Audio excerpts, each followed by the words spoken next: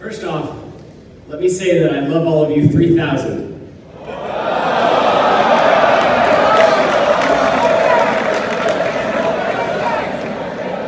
Second, there are two things that are inevitable today.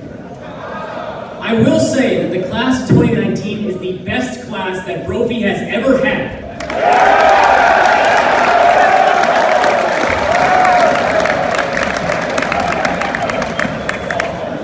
And I will talk about Avengers Endgame, but not yet, in a little bit.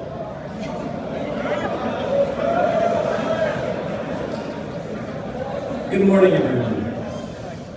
To my mom and dad, to Mr. Ryan, to Miss Frankie, to all faculty and staff, to Jose, who helped us set up for prom last week, and all the maintenance gentlemen and ladies, to all my brothers right here.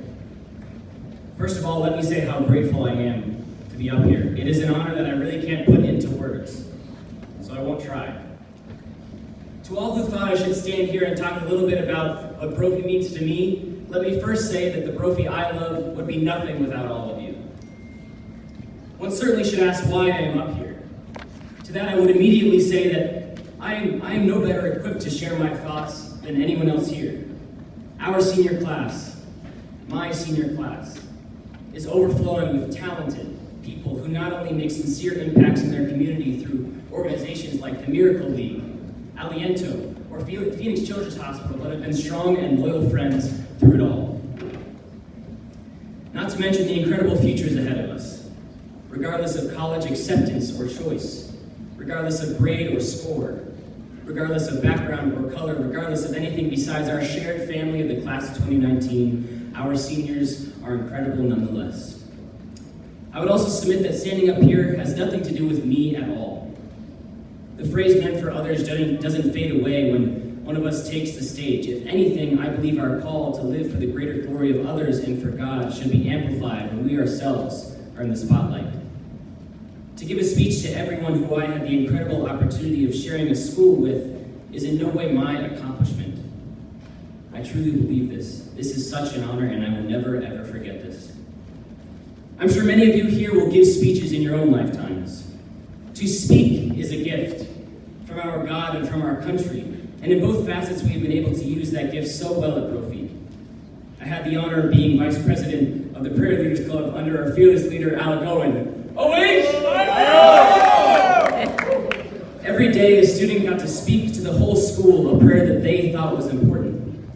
Granted, sometimes it was the same prayer, but most of the time we got it right. I, along with many of my brothers here, just finished our senior synthesis project, and though we may be a little sleep deprived because of it, we got to take 30-some-odd pages to talk about what God means to us. Every Monday as I strolled out to the front lawn for lunch, amidst the smell of tempting pizza from Miss Guffey's room, I could hear the vibrant Jewish Student Union discuss religion and its importance to them. My friend Colson DiNucci just spoke at a Muslim Student Union event. Dozens of students have spoken at the Brophy Culture Project's Faces of Brophy. Still more create for change and justice to the Advocacy Club. Through discussion and prayer, Iron Men seeks to create men strong in faith. As iron sharpens iron, so too does a strong man sharpen another.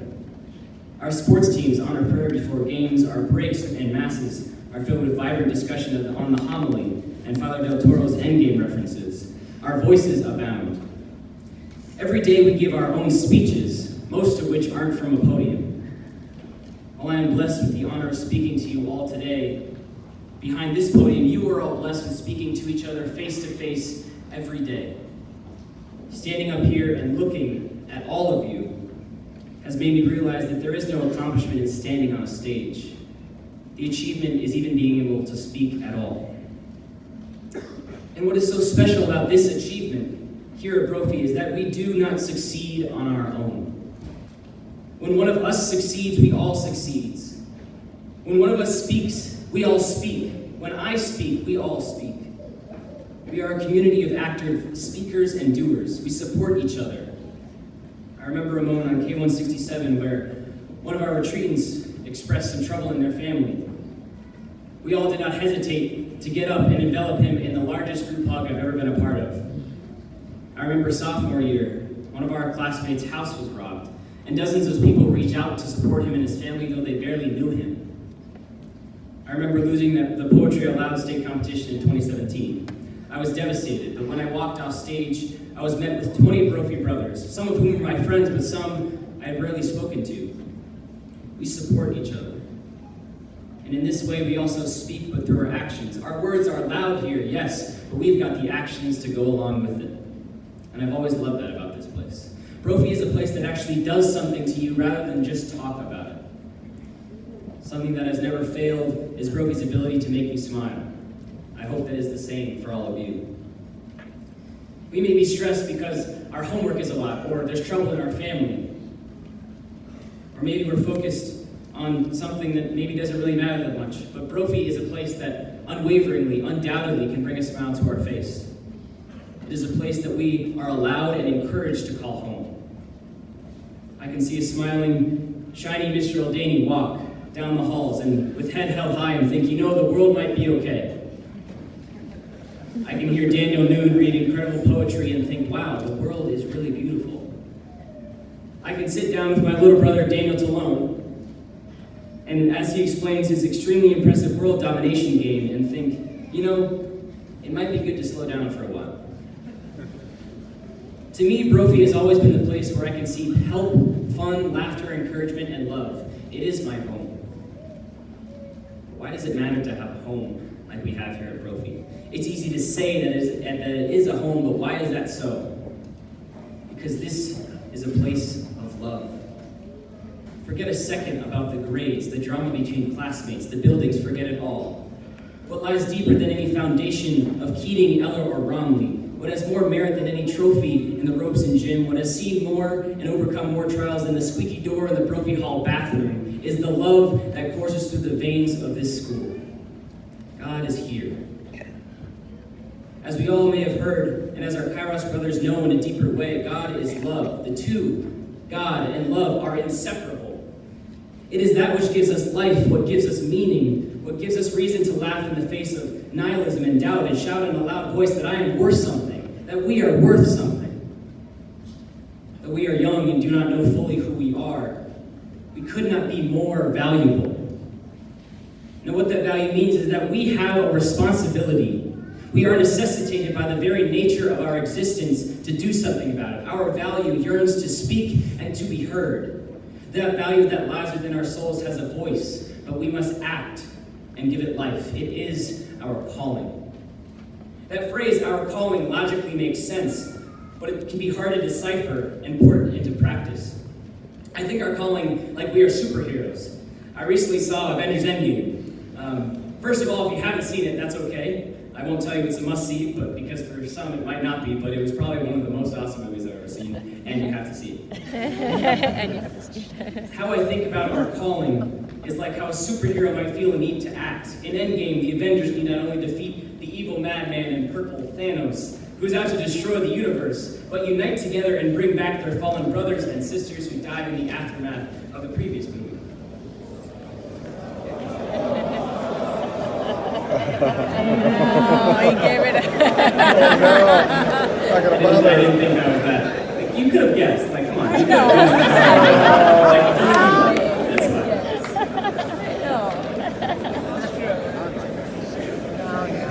that's fine. The remaining Avengers encountered a problem that needed to be solved. They had a calling and they acted upon it. The journey was terribly frightening, dealing with all sorts of things, like when... I won't spoil the rest of it. But in any case, there was something to do, and even in the face of fear and uncertainty, they got up and they did it. Yes. One of the writers of Endgame, Stephen McFeely, who graduated from the University of Notre Dame in 1991, said that the entire message of these superhero movies is inspiring its audience to use their talents for good. In my own words, to use our voices and actions to bring about love. That is what a calling is. For some, it might be to enter college and work tirelessly to get a degree and a job so that they can provide for someone back home. It may be to discern a vocation. A calling for some of you might face is to change your school, change your friends, change the course of your life that you had imagined. Our different callings can sometimes be loud shouts from God, startling bolts of lightning, or smacks, as Mr. Aston likes to put it. But I believe most of the time, God speaks more in whispers. Mr. Granger told me and the other members of K167 the first thing that he would say if he got to heaven. We think it's a matter of when, but if he got to heaven. God, why did you talk so quietly? Why couldn't you yell at me? Scream, tell me what to do. Our callings in life from the voice of God may not always be the clear calls that we hope for. God, like us, has a voice of immense power, but it may not always be as loud as we hope.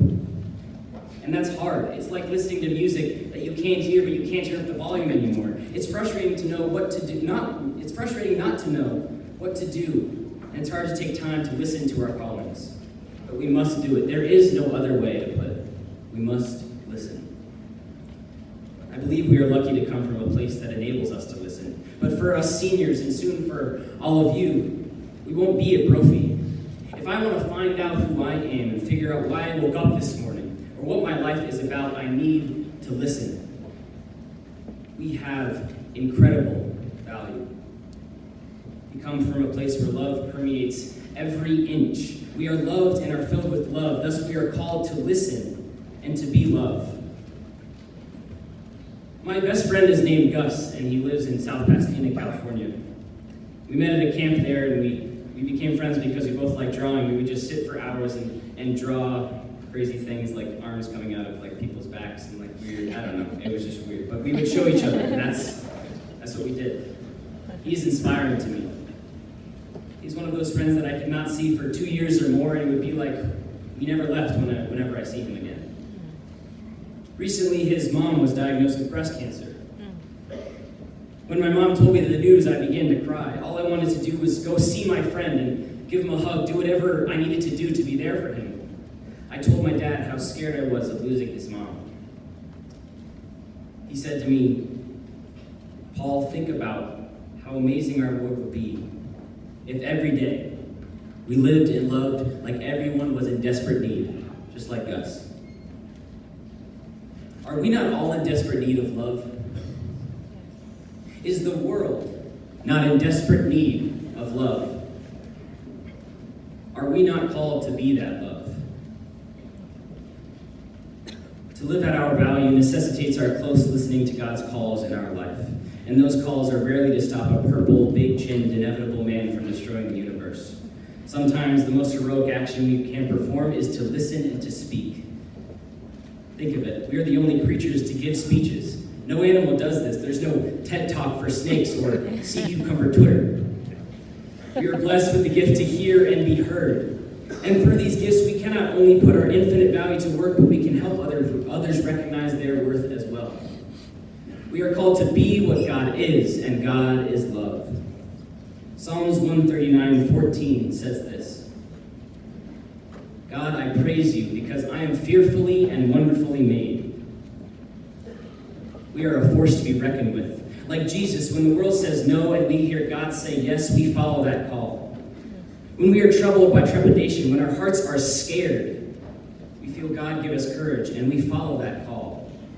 When we leave Brophy and we are brought down by sadness, we know God gave us these people to form us and inspire us, and we follow that call to be that to others.